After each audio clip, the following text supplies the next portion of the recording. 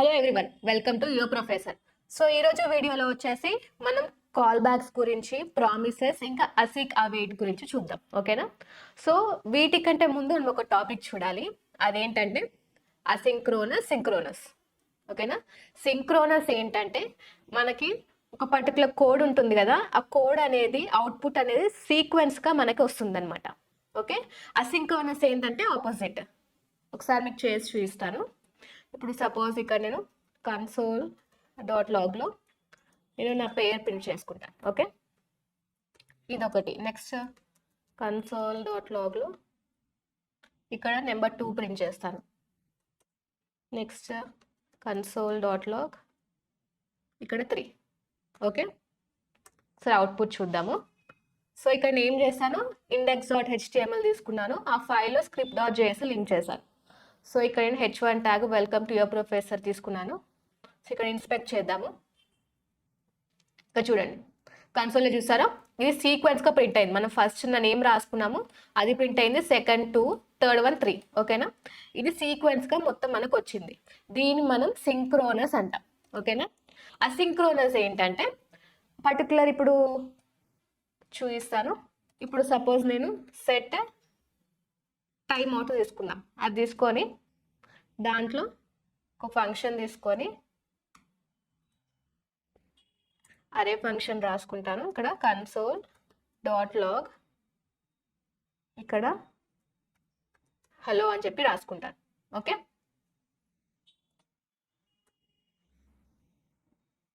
So ఇక్కడ నేను ఏం చేస్తాను, టైమ్ అవుట్ అంటే ఒక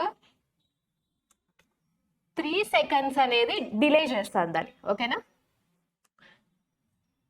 చూడండి, 1 2 3, ఇది 3 సెకండ్స్ తర్వాతనే మనకి అవుట్పుట్ అనేది ప్రింట్ అవుతుంది. సో ఇక్కడ నేను నా నేమ్ తీసుకుంటాను. 1 2 3 అవుట్పుట్ చూడండి, 3 సెకండ్స్ తర్వాతనే అవుట్పుట్ అనేది ప్రింట్ అవుతుంది మనకి. అవునా? సో ఇది అసింక్రోనస్. యాక్చువల్గా ఏంటంటే ఇప్పుడు నేను మనకి డిలే అవుతూ ఉంది కదా, సో ఇక్కడ కూడా దీనికంటే ముందు నేను ఏమి ఇస్తానంటే console.log ఇక్కడ నేను 1 అని ఇస్తాను. సో నెక్స్ట్ వచ్చేసి ఇక్కడ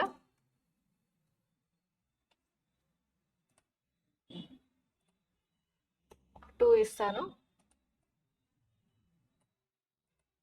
ఇక్కడ 3. ఓకే, సో మనకి ఇప్పుడు అవుట్పుట్ అసలు ఎలా రావాలి, యాక్చువల్గా మాత్రం ఫస్ట్ 1 ప్రింట్ అవ్వాలి, దాని తర్వాత కంప్లీట్గా 3 సెకండ్స్ వెయిట్ చేసి నా నేమ్ ప్రింట్ అవ్వాలి, దాని తర్వాత 2, దాని తర్వాత ఈ నెంబర్ 3 అనేది ప్రింట్ అవ్వాలి. అవునా? కానీ అవుట్పుట్ అనేది అలా రాదు. చూడండి, చూసారా, 1 2 3, దాని తర్వాత లాస్ట్లో నా నేమ్ అనేది ప్రింట్ అయింది.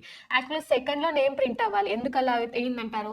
ఎందుకంటే అసింక్రోనస్లో ఏమవుతుందంటే ఇలా మనము టైమ్అవుట్ ఇచ్చినప్పుడల్లా దానికోసం వెయిట్ చేయకుండా అది కంప్లీట్గా సైడ్లోకి వెళ్ళిపోయి అది దాని టైం 1 2 3 అని చెప్పి ఆటోమేటిక్గా ఉంటుంది పక్కన. అది ఇదేం చేస్తుంది, నెక్స్ట్ అవుట్పుట్ ఉంటుందా 2 3 అని చెప్పేసి అవి ప్రింట్ అవుతాయి అనమాట. లాస్ట్ దీన్ని కంప్లీట్ అయ్యాక అవుట్పుట్ అప్పుడు మనకి సింధు అని చెప్పేసి ప్రింట్ అవుతుంది. ఓకేనా? సో ఇది అసింక్రోనస్. సో దీని మొత్తం డేటా ఇప్పుడు సపోజ్ ఇది యాక్చువల్గా మనకి ఏపీఐస్లో వస్తుంది అనమాట. సో ఏపీఐస్ అనేది మనం నెక్స్ట్ క్లాస్లో చూద్దాం, అప్పుడు మనకి ఇది అర్థమవుతుంది. ఇప్పుడు సపోజ్ మనం బ్యాక్ ఎండ్ నుంచి డేటా మనకి అవుట్పుట్లోకి రావాలనుకుంటే కొంచెం ఒక మిల్లీ సెకండ్స్ అనేది కొంచెం డిలే అవుతుంది కదా. సో అది డిలే అవ్వకుండా మనకి నెక్స్ట్ అవుట్పుట్ అనేది మనకి డైరెక్ట్గా ప్రింట్ అవుతుంది అనమాట. ఓకేనా? సో అలా ఇది అసింక్రోనస్. ఓకే, సో నెక్స్ట్ వచ్చేసి ఏంటంటే కాల్ బ్యాక్స్. కాల్ బ్యాక్స్ యూజువల్గా ఏంటంటే in JavaScript a call back is a function that is passed as an argument to another function and is executed after the completion of some synchronous operation or at a specific time. Call back function అనేది as a argument లాగా మనం ఇచ్చుకుంటాం అనమాట. ఓకేనా? So ఇంకొకటి విషయం ఏంటంటే, ఇది call back ఇచ్చేటప్పుడు ఏంటంటే అది ఫంక్షన్ లాగా మనం కాల్ చేసుకోవద్దు. ఓకేనా? అది మీకు చూపిస్తాను ఎగ్జాంపుల్ చేసేటప్పుడు. అది మనకి అలా ఫంక్షన్ లాగా మనం కాల్ చేసుకుంటే ఏంటంటే మనకి కంప్లీట్గా ఎర్రర్ అనేది వస్తుంది. ఓకే, ఇది ఏంటంటే కాల్ బ్యాక్స్ చూడండి, and is executed after the completion of some asynchronous operation. asynchronous operation అయ్యాకనే ఇది ఫంక్షన్ బట్టి మనం ఏం ఇస్తామో అది ఎగ్జిక్యూట్ అవుతుంది అనమాట. ఓకేనా? Call backs are fundamental concept in JavaScript, especially when dealing with asynchronous tasks such as event handling or timers event handling use చేసినప్పుడు స్పెషల్గా మనకి ఇది యూజ్ అవుతుంది కాల్ బ్యాక్స్ అనేది. ఓకేనా? సో మనకి ఎగ్జాంపుల్ చేసి చూపిస్తాను. ఓకే, సో ఇప్పుడు మనం ఏం చేద్దామంటే ఇక్కడ ఒక ఫంక్షన్ తీసుకుందాము. ఫంక్షన్లో మై డిస్ప్లే అని తీసుకొని దాంట్లో సమ్ అని చెప్పి తీసుకుందాం. ఓకే,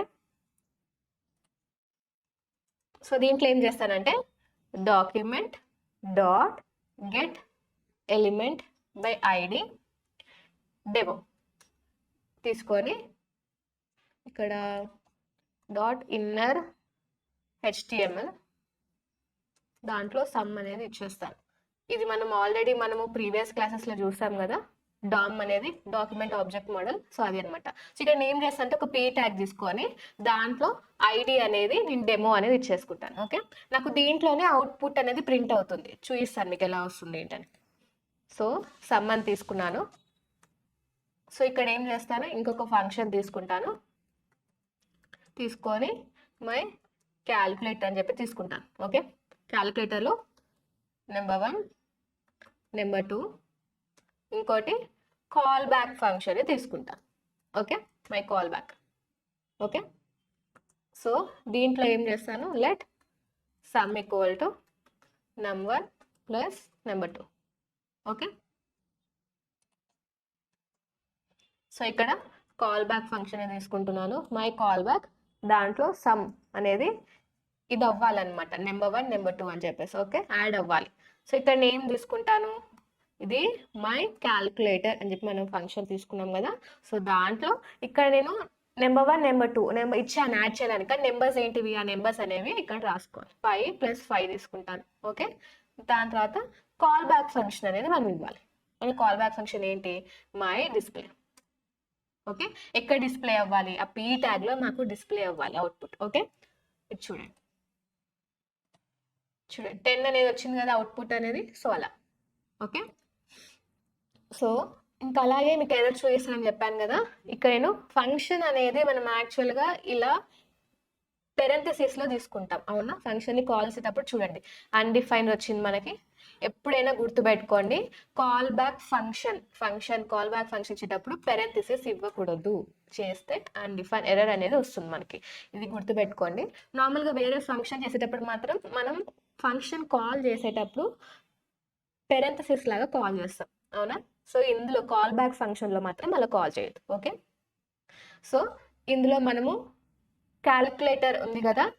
సో ఇది క్యాలిక్యులేటర్ అనేది యాజ్ అన్ ఆర్గ్యుమెంట్ లాగా మనం పాస్ చేస్తాం call back function. Okay, so ఇలా అనమాట.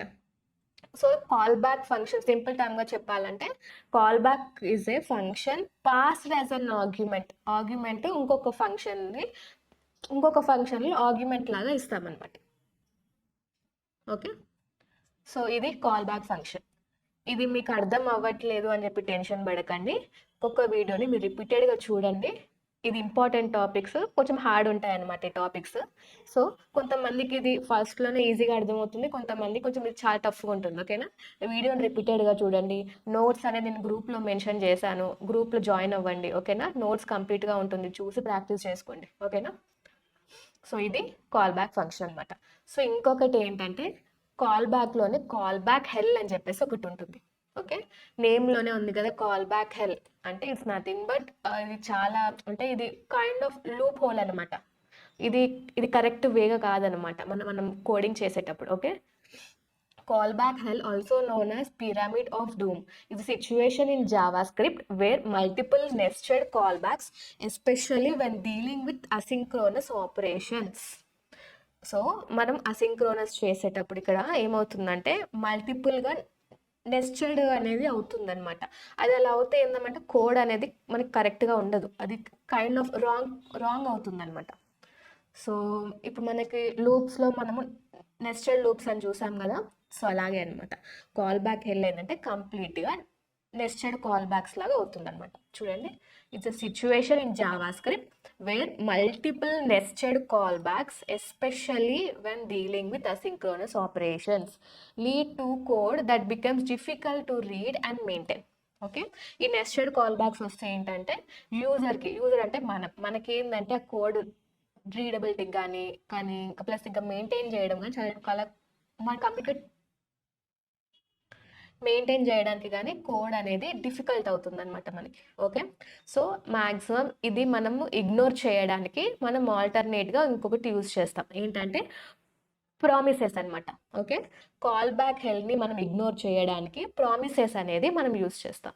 ఓకే, సో ఇది చూడండి, this nesting can result in code that is hard to follow, prone to errors and challenging to రిఫాక్టర్.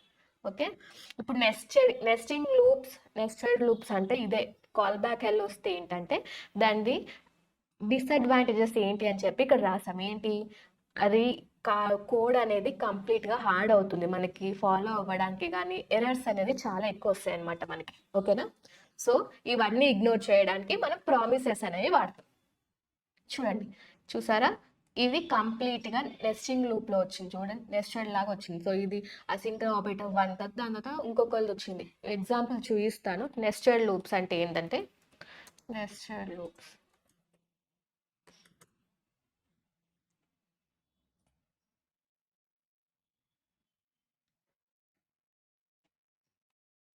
So ఇక్కడ చూడండి, కంప్లీట్గా ఫర్ వచ్చింది. చూసారా, ఇక్కడ ఫర్ లూప్ రాసుకొని దాని లోపల ఫర్ వచ్చింది. దాంతో ఇఫ్ అంటే మనకి ఇప్పుడు యాక్చువల్గా లూప్స్ అంటే ఏంది, ఒక కండిషన్ రాంగ్ అవుతే ఇంకొక కండిషన్ వెళ్తుంది, అది కూడా రాంగ్ అయితే ఇంకొక లూప్లోకి వెళ్తుంది. అవునా, సో అవే నెస్టెడ్ అనమాట. ఇప్పుడు ఒక కండిషన్ ఇస్తాం, ఆ కండిషన్ రాంగ్ అయింది అనుకో ఇంకొక లూప్, లేదు అది కూడా రాంగ్ అవుతే ఇంకొక లూప్, అది కూడా రాంగ్ అయితే ఇంకో లూప్. ఓకే, అది కండిషన్ సాటిస్ఫై అయింది అనుకోని అవుట్పుట్ అనేది ప్రింట్ అవుతుంది. సో ఇవంతా మనం లూప్స్లో రాస్తాం కదా, సో ఇది నెస్టెడ్ లూప్స్ అనమాట. ఓకేనా, సో ఇలా అవుట్పుట్ అనేది ఇలా మనకు అవసరం కోడ్ అనేది ఇలా ఉంటుంది. సో ఇది యాక్చువల్గా రాస్తే ఏమవుతుందంటే మనకు కంప్లీట్గా ఎర్రర్స్ అనేవి వస్తాయి కోడ్లో. ఓకే, సో దాన్ని ఇగ్నోర్ చేయడానికే మనం ప్రామిసెస్ అని చెప్పి తీసుకుంటాం. చూడండి, the structure can make the code harder to read, understand and maintain. To mitigate callback hell, modern JavaScript development often uses promises or async and await. Async and await, which provide a more structured and readable way to handle asynchronous operations. Okay, promises అన్న use చేస్తాము, లేకుంటే దానికంటే better option ఏముంటుంది async and await అనమాట. Okay, so first మనం promises topic చూసేద్దాం. Okay, so promises in JavaScript provide a cleaner way to handle asynchronous operations compared to traditional callbacks. Okay, a promise represents a value that might be available now or in future or never. It can be in one of the 3 states: pending, fulfilled or rejected. Okay, ఇది simple టర్మ్గా చెప్పాలి ఏంటంటే, ఇది ఇప్పుడు చెప్పాను కదా call back హెల్ అనేది ఉంటుందని, దాన్ని ఇగ్నోర్ చేయడానికే మనము ప్రామిసెస్ అనేవి వాడుతున్నాం. ఓకే, సో దానికంటే కాల్ బ్యాక్స్ కంటే బెటర్ ఆప్షన్ ఏంటంటే ప్రామిసెస్. సో ప్రామిసెస్ కంటే ఇంకా బెటర్ ఆప్షన్ ఏంటి, async and await. Okay, so first callback అయిపోయింది, ఇప్పుడు ప్రామిసెస్లో ఏంటంటే మనము 3 స్టేట్స్గా, అంటే pending, fulfilled, rejected. Pending, fulfilled or rejected, ఈ 3 ఉంటాయి అనమాట. కంప్లీట్గా 3 స్టేట్స్ ఉంటాయి. అంటే ఇప్పుడు సపోజ్ మనం ఒక కండిషన్ రాసుకున్నాం. సో దీనికంటే బెటర్ ఎగ్జాంపుల్ చెప్తే ఏంటంటే, మనం ఆన్లైన్లో ఒక డ్రెస్ని ఆర్డర్ చేసుకున్నాం. ఓకే, ఆర్డర్ మనం చేసినప్పుడు ఏంటంటే ఆర్డర్ని వాళ్ళు యాక్సెప్ట్ చేస్తారు. ఓకే, ఆర్డర్ని యాక్సెప్ట్ చేసినప్పుడు అది ఏ స్టేట్లో ఉంటుంది, పెండింగ్ స్టేట్లో ఉంటుంది. అంటే మనకి ఇంకా ఆర్డర్ అనేది డెలివరీ అవ్వలేదు. అవునా, అది డెలివరీ అవ్వచ్చు ప్లస్ రిజెక్ట్ కూడా అవ్వచ్చు. ఓకే, అది ఏంటంటే fulfilled or rejected. First delivery accept చేయడం ఏంటిది పెండింగ్, అంటే దాన్ని మనకి అవుట్పుట్ రిజల్ట్ అనేది ఇంకా అవ్వలేదు కానీ యాక్సెప్ట్ అయితే చేసింది. సో దాని తర్వాత మనకి అది డెలివరీ అనేది మనకి ఇంటికి వచ్చింది అనుకోండి, ఆర్డర్ అనేది ఫుల్ఫిల్డ్ అవుతుంది. లేదా మనం ఆర్డర్ చేశాక అది ఆర్డర్ అనేది మనకు రాకపోతే ఏమవుతుంది, రిజెక్టెడ్ అవుతుంది. సో అలా అనమాట. సో కంప్లీట్గా 3 స్టేట్స్ ఉంటాయి, pending, fulfil, rejected. Okay, so ఇది సింటాక్స్ అనమాట ప్రామిసెస్ది. చూడండి ఇక్కడ ఏంటి, మై ప్రామిసెస్ వేరియబుల్ తీసుకొని దాంట్లో ఫంక్షన్లో my resolve or my reject, ఇది ఏంటంటే మ్యాక్సిమం కోడ్లో అనేది రిజెక్ట్ అయ్యే ఛాన్సెస్ ఉండదు. సో మ్యాక్సిమం ఓకే, ఇప్పుడు కోడ్ సక్సెస్ అయ్యింది అనుకోండి, మై రిజాల్వ్ అని రిజెక్ట్ అవుతే రిజెక్ట్. ఓకే, సో ఇక్కడ రిజాల్వ్ ఏంటంటే వెన్ సక్సెస్ఫుల్, రిజెక్ట్ ఏంది ఎర్రర్ వచ్చినప్పుడు. ఓకేనా, ఒకవేళ కోడ్ మనకు అవుట్పుట్ ఎర్రర్ వచ్చేది ఉంటే మనకి రిజెక్ట్ అనే ఫంక్షన్ డిస్ప్లే అవుతుంది. లేదు సక్సెస్ఫుల్ ఏందనుకోండి, అప్పుడు రిజాల్వ్లో ఏముంటే అది కండిషన్ అనేది మనకు వస్తుంది. ఓకే, సో ఇదేంటి కన్జ్యూమింగ్ కోడ్ అంటే must wait for fulfilled promises. ఇది వెయిటింగ్ పీరియడ్ అనేది ఉంటుంది కదా, సో ఇది వెయిటింగ్ పీరియడ్ ఉంటుంది కదా, సో దాంట్లో my promise dot then function value వచ్చిందనుకో, కోడ్ సక్సెస్ఫుల్ అయితే ఫంక్షన్ వాల్యూ అనేది ప్రింట్ అవుతుంది. ఒకవేళ ఎర్రర్ వస్తే ఇక సంథింగ్ ఎర్రర్, ఆ ఫంక్షన్లో అయితే ఎర్రర్ వస్తే ఏం రావాలి, అవుట్పుట్ అనేది ఉంటుంది కదా, సో అప్పుడు ఆ ఎర్రర్ అది మనకి అవుట్పుట్ అనేది వస్తుంది. ఓకే, సో ఇది ఒకసారి మనం ఎగ్జాంపుల్ చేసి చూద్దాం. ఓకేనా, ఇక్కడ నేను ఎగ్జాంపుల్ తీసుకొని చూపిస్తాను మీకు. సో ఇక్కడ నేను ఏం చేస్తానంటే ఫస్ట్ ఇక్కడ నేను ఫంక్షన్ తీసుకుంటాను, function my display,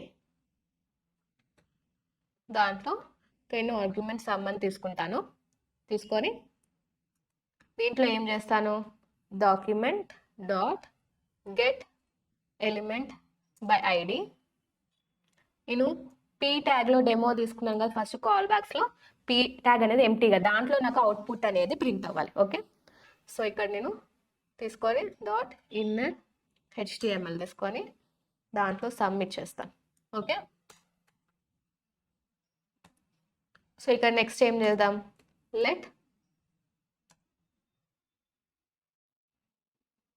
my output అంటే ప్రామిస్ అనమాట. సో ఏంటి, న్యూ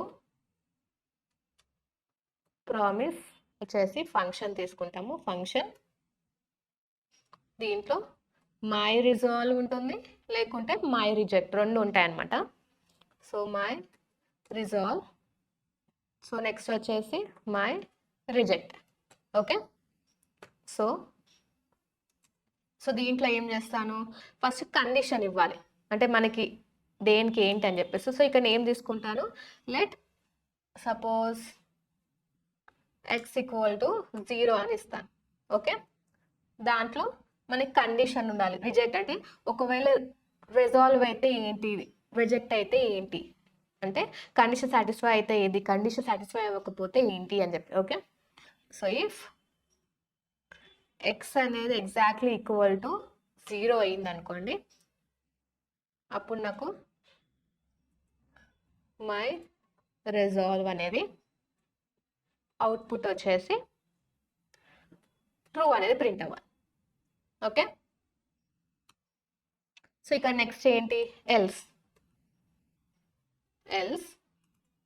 అప్పుడు రిజెక్ట్ అయ్యింది అనుకోండి, అప్పుడు నాకు అవుట్పుట్ ఏం ప్రింట్ అవ్వాలి, ఫాల్స్ అని చెప్పేసి ప్రింట్ అవ్వాలి. ఓకే,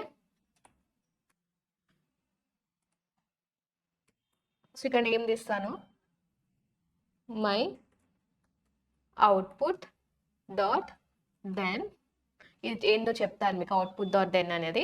సో దీంట్లో 2 ఆర్గ్యుమెంట్స్ అనేది మాత్రం పాస్ చేయొచ్చు అనమాట, my dot then my promise అంటే అవుట్పుట్ డాట్ దెన్ అన్నప్పుడు. ఓకే, దాంట్లో ఫంక్షన్ వాల్యూ వచ్చేసి ఏం డిస్ప్లే అవ్వాలి, అది దాంట్లో మై డిస్ప్లే వాల్యూ అనేది ప్రింట్ అవ్వాలి. ఓకే,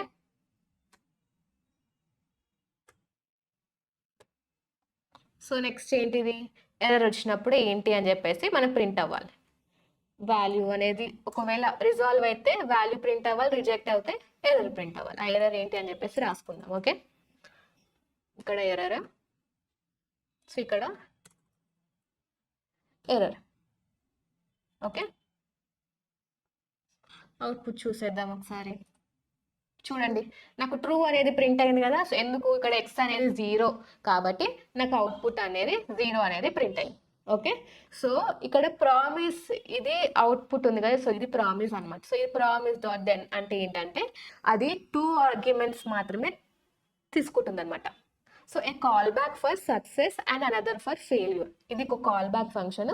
ఒక దానికి ఏమో సక్సెస్, ఇంకొక దానికి ఫెయిల్యూర్ అయినప్పుడు ఇది తీసుకోవాలి. Okay, it's kind of call back అనమాట. ఓకే, సక్సెస్ అయినప్పుడు వాల్యూ ప్రింట్ అవ్వాలి, లేకపోతే ఎర్రర్ ప్రింట్ అవ్వాలి. ఓకే, బోత్ అనేది ఆప్షనల్ అనమాట. We can also add a call back for success or only failure. రెండిట్లోంచి ఏదో ఒకటైనా మనం రాసుకోవచ్చు. ఓకే, సో ఇదనమాట ప్రామిసెస్ అనేది. ఓకే, సో ప్రామిసెస్ కంటే ఇంకా బెటర్ ఆప్షన్ ఏంటంటే async and await. Okay, so అది మనం చూసేద్దాం ఇప్పుడు. ఓకే, సో నెక్స్ట్ వచ్చేసి async await.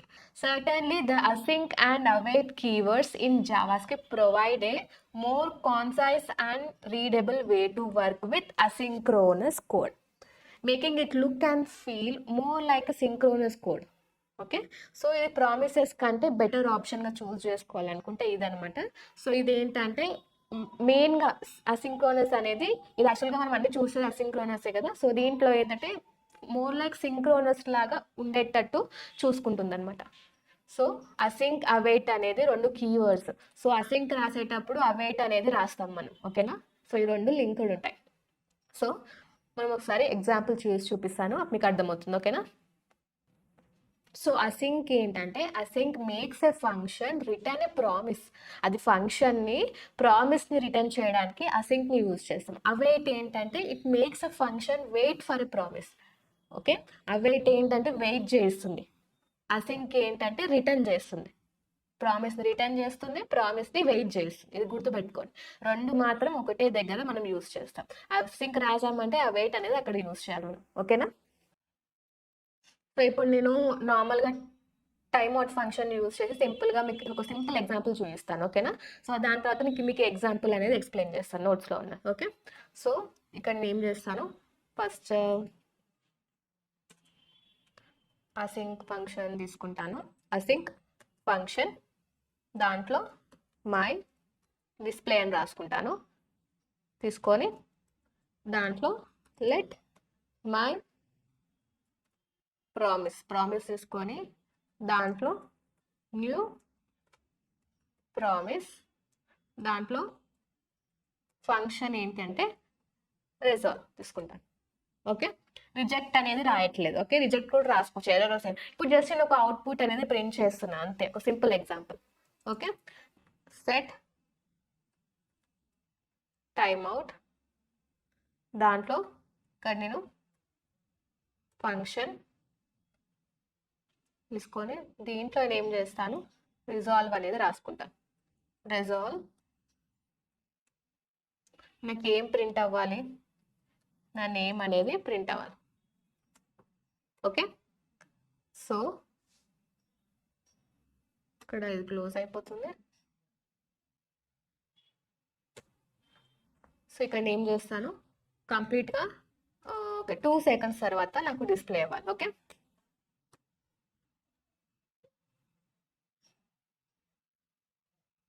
సో ఇక్కడ ఏదో మిస్ అయింది మనకి. సో ఓకే, ఇక్కడ ఇది okay, select a new promise. Okay, ఇది ఫంక్షన్. ఓకే, ఓకే రిజాల్వ్ తీసేసి okay set time out function.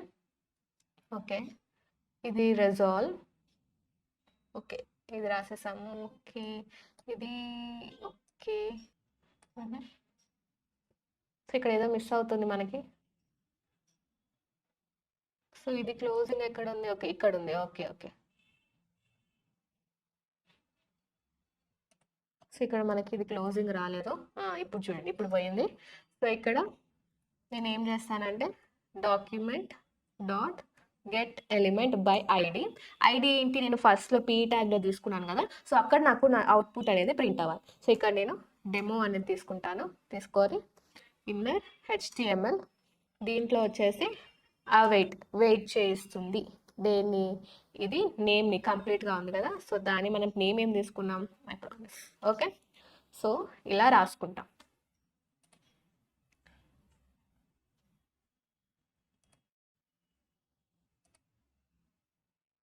So ఇక్కడ నేను డెమో రాసానా, ఎస్ రాసాను.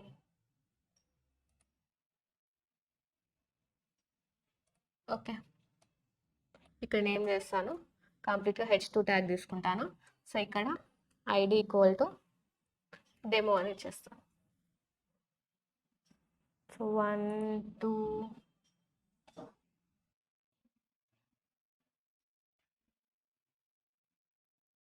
ఓకే, అసలు మనం ఇక్కడ యాక్చువల్లీ ఫంక్షన్ రాయడం మర్చిపోయాము, సారీ.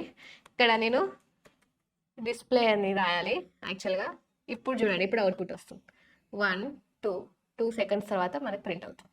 చూడండి, చూసారా, కంప్లీట్గా 2 సెకండ్స్ తర్వాత మనకి అవుట్పుట్ ప్రింట్ అయింది. అవైట్ ఏంటంటే వెయిట్ చేస్తుంది అనమాట, ఒక రెస్పాన్స్ ప్రామిస్ అనేది. ఓకే, సో ఇలా, సో ఇది అసింక్ అవైట్ అనమాట. సో ఇక్కడ మీకు ఎగ్జాంపుల్ ఇది చూపిస్తాను మీకు. సో చూడండి, ఇది యాక్చువల్గా మనం APIస్లో మనం డేటాని ఫెచ్ చేసుకోవడానికి ఆ టైంలో ఉంటుంది. చూడండి, function fetch data return new promise ఏంటి రిజాల్వ్.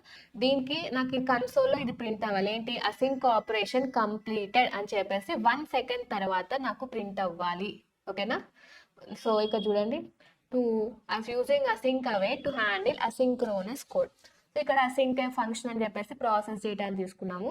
ఇది ట్రై క్యాచ్ ఏంటంటే చూడండి, the try catch block is used to handle errors that might occur during the asynchronous function. Error ని మాత్రం ఏదైనా ఎర్రర్స్ వస్తే హ్యాండిల్ చేయడానికి. చూడండి, ఇది ఎర్రర్ వస్తే ఇది ప్రింట్ అవ్వాలి మనకి అని చెప్పేసి ఉంటుంది. Start processing. చూడండి, నెక్స్ట్ వచ్చేసి using await to wait for the completion of the synchronous operation. So ఇది వెయిట్ చేయిస్తుంది. Okay, so next code below this line will not execute until the promise is resolved. Promise ఏంటి, మనం function మనం ఇచ్చాక 1 minute తర్వాత, so అది కంప్లీట్గా అయ్యే వరకే ప్రామిస్ అనేది రిజాల్వ్ అవ్వదు. ఒకవేళ ఎర్రర్ వచ్చి ఎర్రర్ అనేది డిస్ప్లే అవుతుంది. ఓకే, చూడండి, the fetch data function returns a promise to simulate and asynchronous operation with a delay of 1 second. So async operation అనేది 1 సెకండ్ ద్వారా డిలే అవ్వి ప్రింట్ అవ్వాలని చెప్పేసి అది ఉంటుందన్నమాట, ఫెచ్ డేటా ఫంక్షన్ అనేది ఇక్కడ ఫస్ట్ మనం రాసింది. Okay, so next the process data function is declared as async allowing the use of the await keyword inside it. So ఈ ప్రాసెస్ డేటా అనేది దాంట్లో అసింక్ అనేది డిక్లేర్ చేసామన్నమాట. సో దాంట్లో అవైట్ ఇన్ ద సెన్స్ ఇది చూడండి, అవైట్ ఫెచ్ డేటా అంటే fetch data ఇది. దీంట్లో 1 సెకండ్ డిలే అవ్వడానికి చెప్పాను కదా, అవైట్ ఏంటంటే అది వెయిట్ చేస్తుంది అనమాట. ఓకే, సో దానికి మనం ప్రాసెస్ డేటా ఫంక్షన్ అనేది యూజ్ చేస్తాం. Okay, so inside process data await fetch data is used to pass execution until the asynchronous operation is complete, making the code appear more synchronous. Okay, దాన్ని ఇది await fetch data ఏం చెప్పాను కదా, wait చేయిస్తుంది అనేది. So అది ఎప్పటి వరకు వెయిట్ చేస్తుంది, కంప్లీట్ టాస్క్ అనేది కంప్లీట్ అయ్యే వరకు అది వెయిట్ చేస్తుంది. ఓకే, చెప్పాను కదా స్టార్టింగ్లోనే, it's async await, it make sure that it looks like the synchronous. Okay, synchronous అంటే ఏంటి, మనకి ఏ వేగా మనం రాసుకున్నామో కోడ్ అనేది అది సేమ్ అదే వేగా మనకు అవుట్పుట్ అనేది ప్రింట్ అవుతుంది.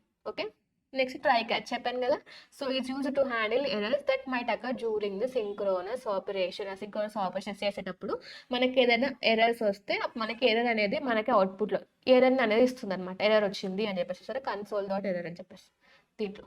ఓకే, సో చూడండి, this usage of async await simplifies the structure of asynchronous code and make it more readable compared to using call backs or promises directly. It's particularly useful when dealing with multiple asynchronous operations or when you need to handle errors in a cleaner way. ఇదేంటి, కాల్ బ్యాక్స్లో వచ్చేసి మనకి call back హెల్ ఉంటుంది. Call back హెల్ వస్తే ఏంటంటే errors చాలా వస్తాయని చెప్పాను కదా. సో అది దాన్ని ఓవర్కమ్ చేయడానికి మనం ప్రామిసెస్ అనేవి యూజ్ చేస్తామని చెప్పాను కదా. సో అలా, సో దానికంటే బెస్ట్ వే ఏంటంటే అసింక్ అవైట్. ఓకేనా, సో ఇది క్లీన్ వేగా మనల్ని కోడ్ అనేది హ్యాండిల్ చేస్తుంది. ఓకే, నెక్స్ట్ API క్లాసెస్ ఉంటాయి. సో దాంట్లో మీకు ఇవి అర్థమవుతుంది, డేటా అనేది ఎలా ఫెచ్ చేసుకోవాలి బ్యాక్ ఎండ్ నుంచి. ఓకేనా, సో అప్పుడు ఉంటుంది. సో ఈ నోట్స్ అనేది మెన్షన్ చేస్తాను, గ్రూప్లో ఉంది, గ్రూప్ జాయిన్ అయిపోండి. ఓకేనా, లింక్ అనేది డిస్క్రిప్షన్లో మెన్షన్ చేశాను, నోట్స్ కూడా అందులో నేను ఆల్రెడీ పిన్ చేశాను. ఓకే, ఓకేనా మరి, చలో నెక్స్ట్ వీడియోలో కలుద్దాం.